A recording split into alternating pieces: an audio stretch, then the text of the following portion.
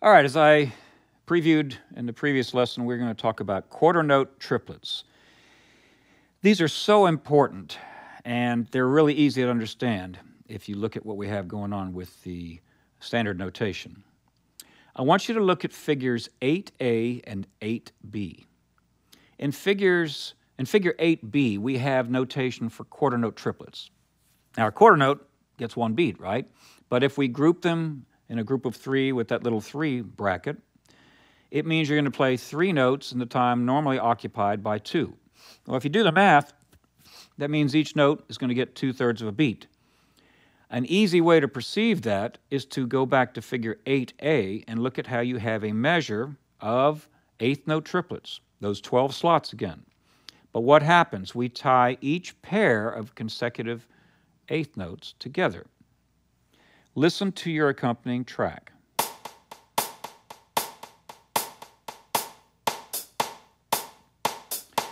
Now I've prepared this so the hi-hat is your quarter note. 1, 2, 3. Focus your ear on that.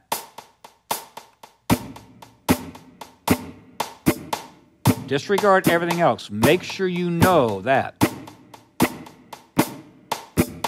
Okay, it's a 2-measure loop here. In the first measure, you have your 8th note triplets, and then play those. Lay out.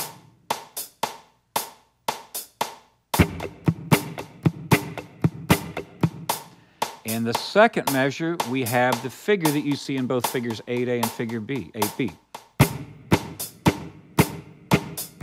1 triplet, 2 triplet, 3 triplet, 4 triplet, 1 triplet, 2 triplet, 3 triplet, 4 triplet. Now, I'm able to count anything I play. I'm not bragging, I'm just telling you how I feel rhythmically confident because I learned a long time ago that if I can count it, I can play it. I've had so many students, I say the vast majority, indeed the vast majority, probably 98% of people don't want to count. I don't know if they're self-conscious or what it is, but my opinion is if you count it and then you sing it using syllables or da-da-da or something like that, then you can play it because you already have it in your head where you're going to play the thing. It's like you're listening to a CD in your head. You know what the part is. I watched a piano student one time struggle with a rhythm for 20 minutes. I just sat there quietly watching someone I know, and they were practicing and fumbling around, hoping they'd get it. Well, after about 20 minutes, I said, hold on.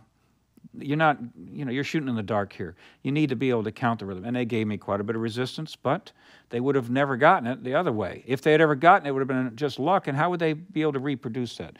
So make sure you know where you are rhythmically.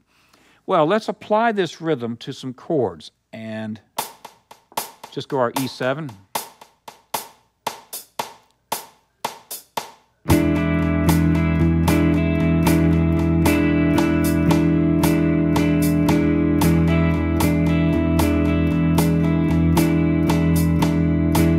We're going to make it a little more uptown, play an E9 chord. It's a great sounding chord.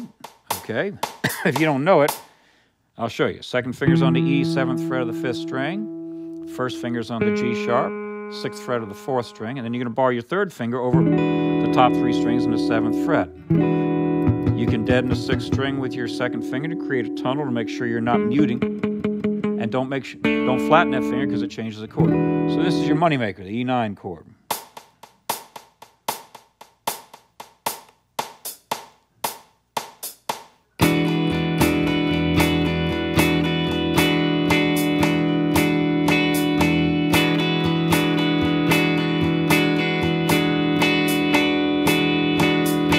Let's apply this to our slow blues jam track. And as I said earlier, this is a very, very useful tool. 1 triplet, 2 triplet, 3 triplet, 4 triplet.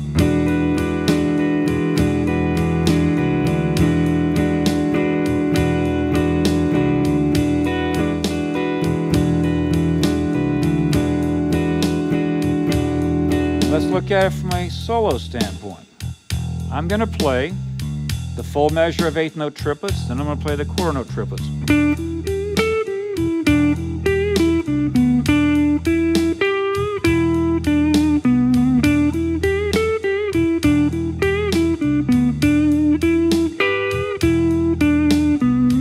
creates a little bit of a rhythmic fight because you're accenting in different places. And on that note, I gave you that little story about counting. Well, you heard me count it at a rather brisk tempo.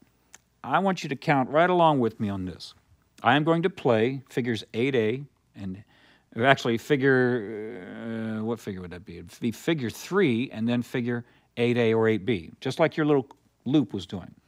1 triplet, 2 triplet, 3 triplet, 4 triplet, 1 triplet, 2 triplet, 3 triplet, 4 triplet, 1 triplet, 2 triplet, 3 triplet, 4 triplet, 1 triplet, 2 triplet, 3 triplet, 4 triplet. You can see that when you're playing the quarter note triplets, you're obviously going to count 1, and then you don't say trip, because that's tied. Then you say let, and you don't say 2, because that's tied. Then you say trip, and you don't say let, because that's tied. Then that whole thing is repeated again, because it turns around on beats by beat 3. So if you don't understand that, you're doing yourself a disservice.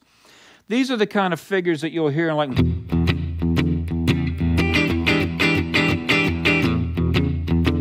There I'm going 1, let 2, let 3, let 4, let tap, tap, tap, tap, tap, tap. Okay? And just as a point of reference, the great Doors tune, Love Me 2 Times, has those quarter note triplets in there. But on purpose, the band dragged them. They didn't keep them in the pocket. Now, there's an example of changing the time for a particular effect. But have your clicks going. And back on this groove, you know, I talked about you listening to what was going on with this little drum groove that I had. Let's listen to this. That hi-hat is your pulse, right? 1 triplet, 2 triplet, 3 triplet, 4 triplet, 1 triplet, 2 triplet, 3 triplet. Go back. Just play those. Now let's have some fun. These are quarter notes. A little test here. Can you do this without getting lost? Focus your ear on that hi-hat. All right, now let's play the triplets. Keep playing them.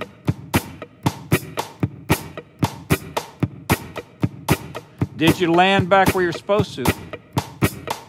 Or did you get confused with those quarter note triplets? Now swing 8.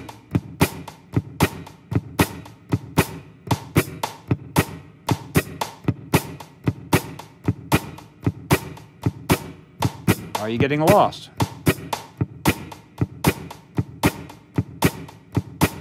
Now watch what I'm going to do.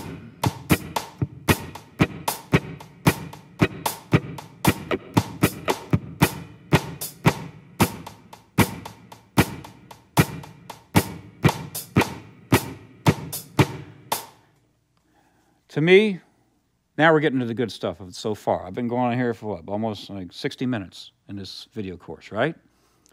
That lesson just then is when we're getting down to the nitty-gritty.